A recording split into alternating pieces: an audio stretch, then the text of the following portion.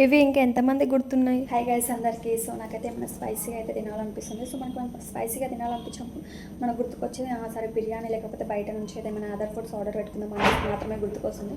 So అవన్నీ కాకుండా ఈరోజు అయితే నేనైతే మీకు ఒక రెసిపీ అయితే చూపిస్తాను. సో ఈ రెసిపీ ముందర బిర్యానీ ఇవి అవి మొత్తం జుజుపి అన్నమాట.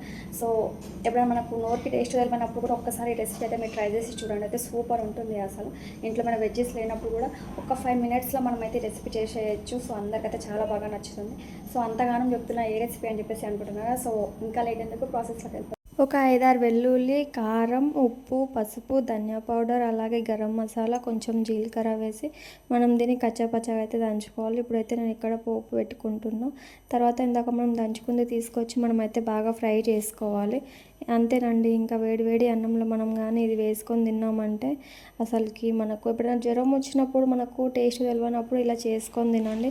దెబ్బకి మనకు నాలుకకున్న తుప్పు మొత్తం వదిలిపోయి నరాలైతే జువ్వుమంటాయి. పెళ్ళైతే కానీ తెలియలేదండి నేను మా పుట్టింట్లో ఎంత గారాబంగా పెరిగానో అనేది. ఎందుకంటే మనకు అప్పుడు ఏం గుర్తుకొచ్చినా సరే మనం అమ్మకి ఆర్డర్ వేస్తే ఫటాఫట్ చేసి ఇస్తుండే. కానీ ఇప్పుడు మనకి ఏమన్నా తినాలనిపించినా, ఇంట్లో వాళ్ళకి మనం తినాలనిపించినా మనమే వండాలి, మనమే చేయాలి. మ్యారేజ్ అయితే కానీ తెలియదు మనకు అమ్మ వాల్యూ ఏంటో.